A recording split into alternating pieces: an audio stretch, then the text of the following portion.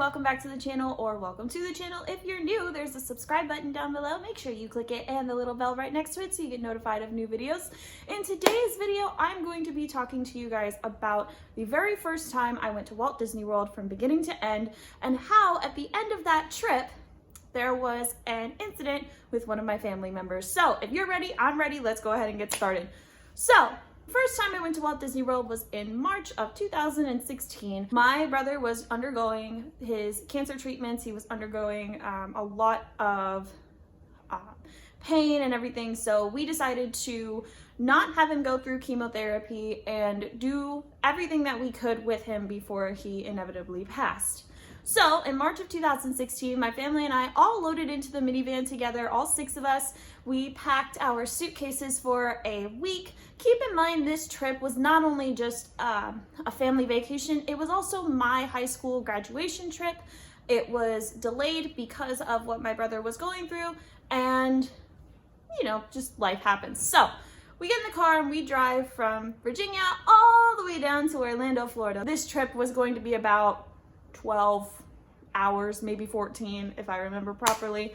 So we did have to spend a night, overnight in, I believe, Georgia. I don't remember which portion of Georgia, but we did spend a night in Georgia and then got back on the road from Georgia to Florida, and we were there. The very first place we ended up going to outside of Walt Disney World was SeaWorld in Florida, and I do remember the giant pool of stingrays in the middle of this place that were really cute. But I didn't want to touch them because to me they're like very slimy, and I don't do very slimy things. I do, however, love sea turtles. But while we were there, I went to the sea turtle encounter. It took you through like a 360 of when baby turtles hatch from their eggs in the sand, and then when they go into the ocean and the life that they live in the ocean and all the predators and everything. It was really cool, and I loved it. And then at the end of that tour, you see all the sea turtles that SeaWorld had. And oh man, were they so cute. But anyway, we're getting off topic here. We ended up going to SeaWorld. We stayed there for a day. It was so much fun. Had a blast just, you know, being with everybody and being in Florida, because here in Virginia, the weather is so bipolar, and Florida, it was nice and sunny and everything. So the following day was the big day. It was the day we went to Walt Disney World in Orlando, Florida. We woke up so early and excited to do this. It was everybody's first time going to Disney World, outside of my mom, who had previously gone to Disney for a high school or college graduation, I don't remember. We get to Disney World, and the first thing I saw when we got there was, of course, the giant sign that said, "Welcome to Walt Disney World," with Mickey and Minnie on the sides. And I started to cry. Now, a little backstory of why I would cry when it's Disney World and everybody and their mother has been to Disney. I grew up very poor. We didn't have a whole lot of money, and I would ask for all sorts of different things when I was a kid. And one day, I believe I was either watching TV or I was listening to the radio, and I heard an advertisement for Disney. I immediately asked my parents if we could go. And that never happened because we were in such a financial struggle, and, you know, for years we could never go. You know, looking back on it now, I totally understand it, but as a kid, you're like, oh man, that's really disappointing. Like, I really wanted to go. We finally went. I was 17 at the time. It was everything I ever could have wanted. So going through that gate and just seeing that for the first time was amazing. It was beautiful. It was everything that I had ever hoped for and more. We're driving up to the parking lot for Magic Kingdom. Again, you see a giant sign that says Magic Kingdom all across the entrance to the parking lot. We get in the parking lot, park the car, take the Disney tram from the parking lot to the main entrance of where the monorail and the ferry are. We didn't do the monorail because it cut through so many different hotels and everything. We decided to take the ferry because it was a one-shot ride to the park. So the ferry was nice. It was kind of peaceful. I went to the front of the ferry. I was just looking at the water. I was looking around. I saw Epcot in the distance. I saw, I believe, the Hollywood Tower of Terror in the other distance. There was the Polynesian Resort right next to the ferry, so it was really cool. But as soon as you turn the corner on that ferry to get to Magic Kingdom, the immediate first thing I saw was the Cinderella Castle. Now, growing up as a kid in the 90s and early 2000s, when you think of the Cinderella Castle, you think of like a Disney VHS tape. And you see, like on the VHS, it would like show like an outline of the castle going, and then just and then Walt Disney would show up underneath it. That is what I thought of. I did not expect to see the castle this big. I wasn't prepared to see this in person. And my mom and my dad both look at me and they're like, she's gonna cry, she's gonna cry. I did not cry until we walked on to Main Street in the park.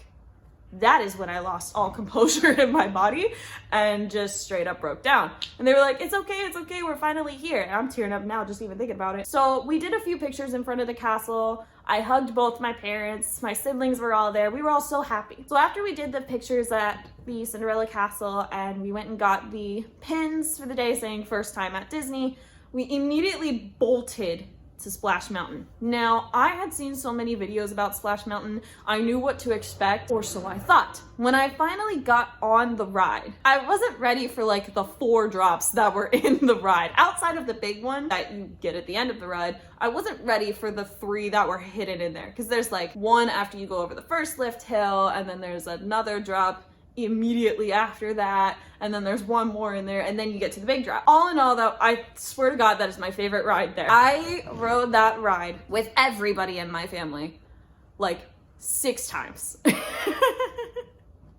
it was so fun. It was worth it. It was worth all the fast passes. It was worth waiting like 2 hours for it. So worth it.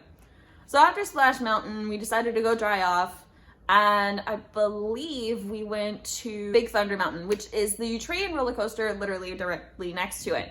We had fast passes for that as well, so we were able to get into the fast pass queue and get on the ride. My brother Jacob was not feeling great at this point. His head started to hurt, and my youngest brother, Nicholas, he was very upset. He didn't like roller coasters that much, but now that he's older, he kind of likes them, so that's a good thing.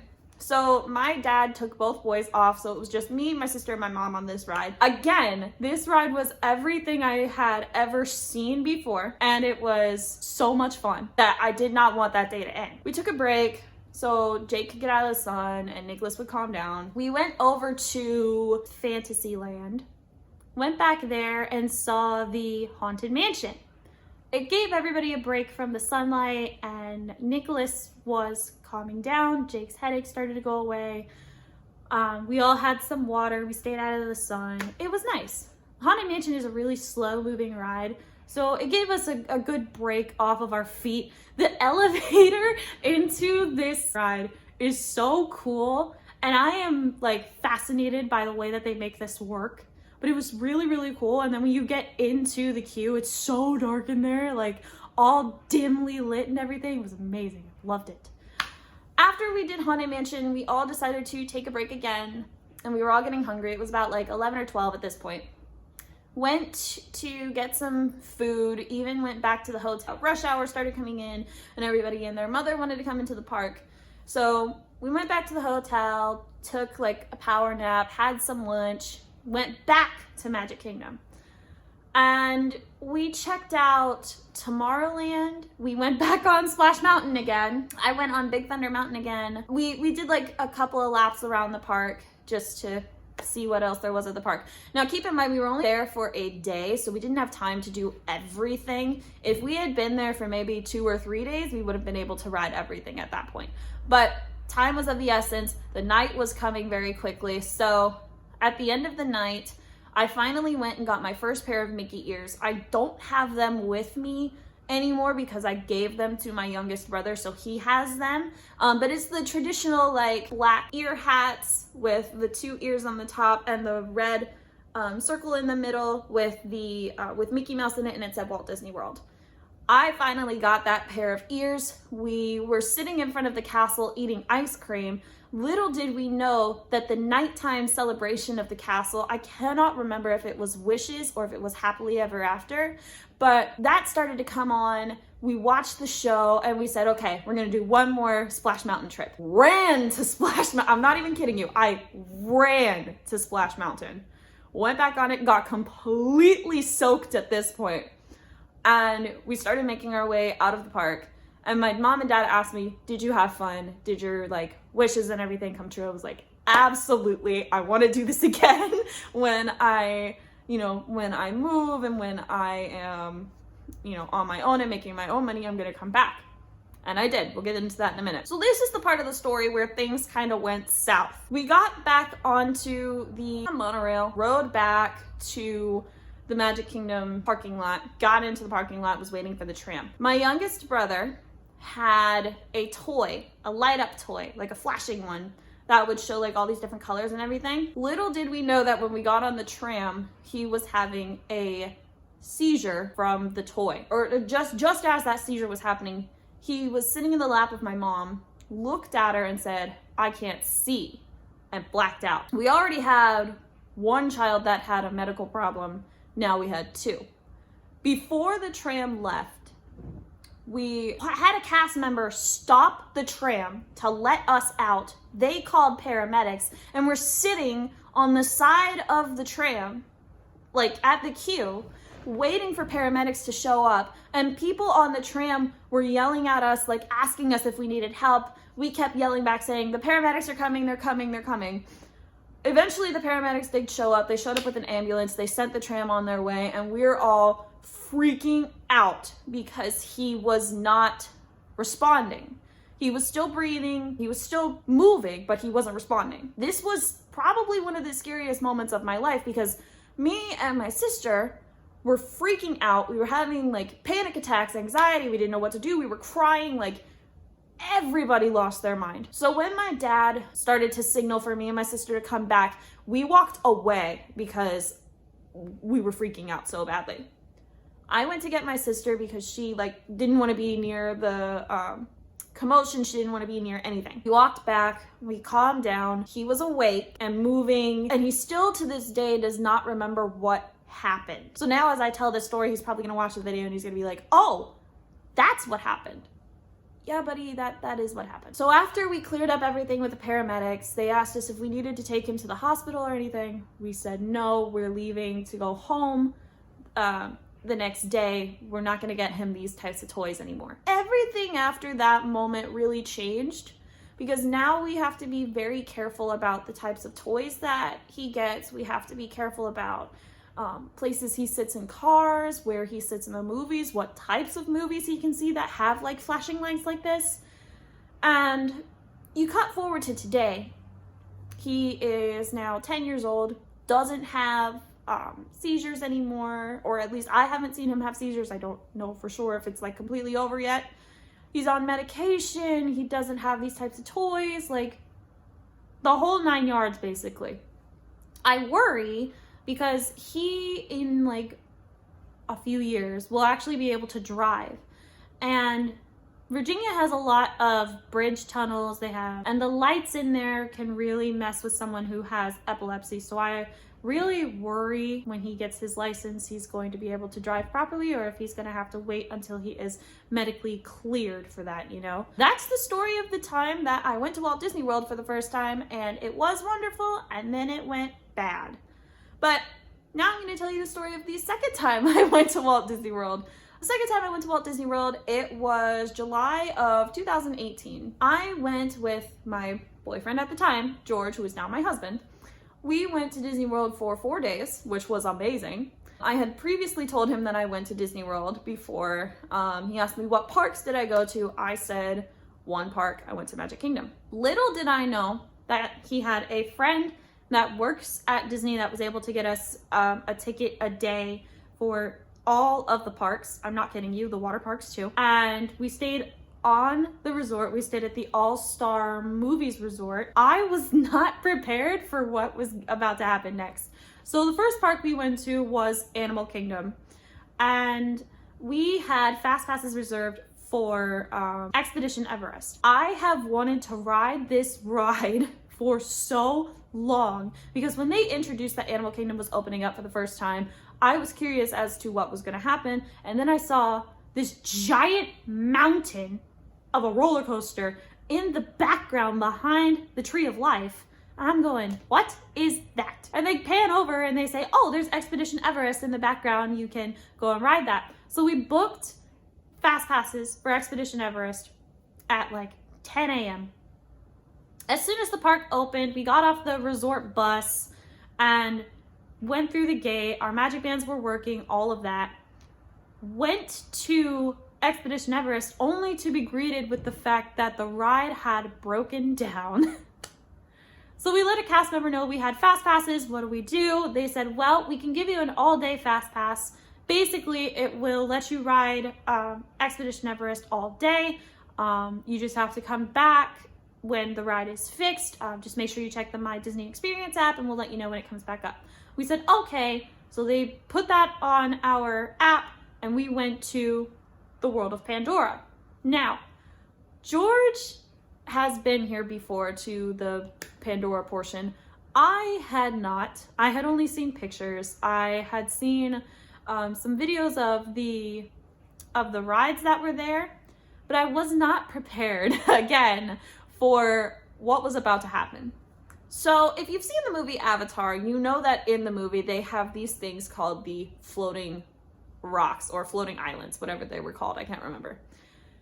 Disney made replicas of this park, of this portion of the movie. And the first time you see it is mind-blowing because you see it in the movies and you're like, oh, it's all CGI, whatever. You go to Disney and it's real and it's in front of you. He did a Snapchat video of me like freaking out and being like, it's Pandora! Oh my God! I will insert that clip so you guys can see what I'm talking about. Hey baby, where are we at right now? Pandora! Look at the rock! We are going directly underneath the floating mountains of Pandora.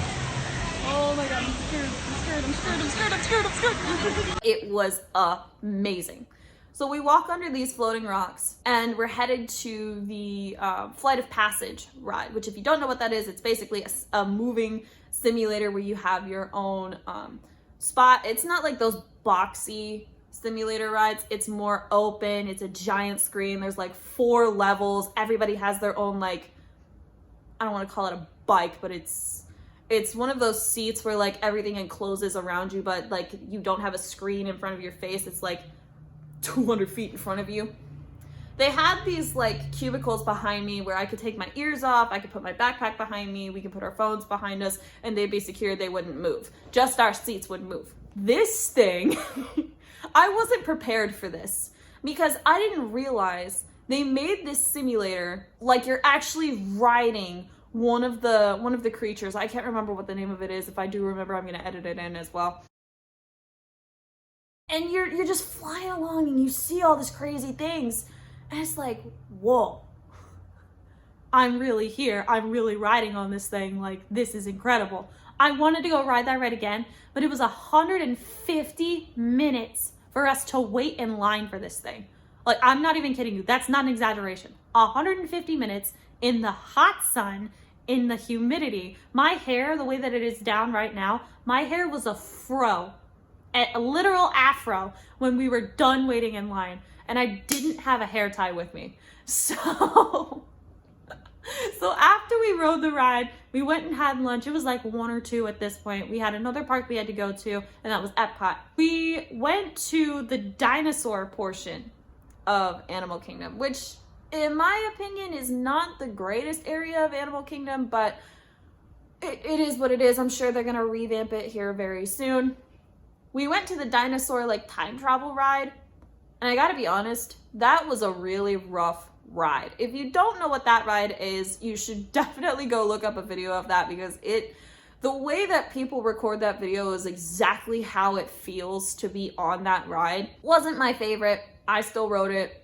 It was okay. After we got off of Dinosaur, we realized the My Disney Experience app said that Expedition Everest was open. We made our way back to Expedition, and the fast pass line, all these people that had fast passes, you gotta imagine, like, the line started at the beginning of the ride. The fast pass line was going all the way down the sidewalk of this ride.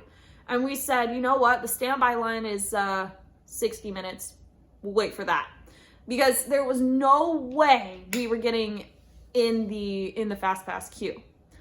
So we waited, we got into the standby time, we were able to get on, we rode in the back of the ride. Now, the back is where you feel the most pull, it's where you experience the backwards portion of it pretty well, all that. We get to the big drop portion of this ride. And at this point, remember, my hair was in a froey mess. It was down everything. The picture that I'm gonna insert here shows that my hair was flying backwards. It was so windy, it flew backwards, and I feel bad for the poor girl that was sitting behind me because she was going. So 3 or 4 o'clock rolls around, we head back to our resort, we take a break from the sun, drink a lot of water, eat a lot of food, take a power nap, and we start making our way to Epcot. Now, Epcot is a wonderful pavilion. I love it there. But there were only so many things that we could do at night. We saw the fireworks show, went to the Japan pavilion, and we went on test track. So that there really isn't much to explain there at Epcot. It was what it was. The following day was the day we went to Hollywood Studios. Hollywood Studios at the time had just added the Toy Story section, and the one ride that I was really looking forward to going on was the Tower of Terror. George wouldn't go on the Tower of Terror with me. I didn't want to go on it without him, so I never went on it. But I did get a really cool photo of it. It was beautiful there. It was nice to see it in the daytime and all this other stuff.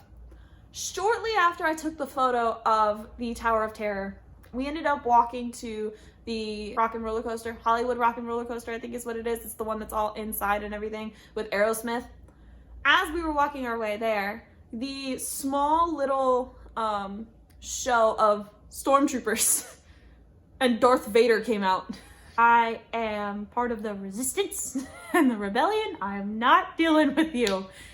So we stop, we look at what they were gonna do, and then we continue to make our way down to the Rock and Roller Coaster. I was not prepared for what was going to happen inside of this ride. So you walk into the building through the queue. We didn't have a fast pass, it was a walk-on ride, real easy. You walk in, you see this like giant room, like a circle room, and it has these walls of all these different types of artists, and then there's like these poles that have guitar strings on them to make them look like guitars. And then you end up going into like this recording booth, and they do this whole introduction sequence with Aerosmith, and they tell you you're gonna get this huge limo to get to the show. Awesome. You walk through the doors and you see the ride itself. I didn't realize that this ride launches you. I didn't know that. I thought it was just a regular ride where it would go up a lift hill and do the loops and corkscrews and everything. Nope, I was wrong. We went through that ride. I was smart this time. I had my hair in a ponytail this time. And we get off and we realize like, it's still fairly empty in the park. Let's head over to Star Tours. Now this was another ride that was very, very rough for me. I don't do very well with motion simulators. I get very motion sick and it doesn't sit well with me, but I did it for him because he's the biggest Star Wars nerd I have ever known. He even made a dual wielding lightsaber. We went to the Jedi training camp to watch the little kids fight against Vader and Darth Maul and all this fun stuff. It was really cool. So after we spent about half the day at Hollywood Studios, we decided to do Magic Kingdom. Magic Kingdom at night is so different than Magic Kingdom in the daytime. It was basically the same thing that I did with my family back in 2016, but this time with George in 2018. But I went on a ride I had never gone on before that everybody tells me is like the best ride ever and you should totally do it.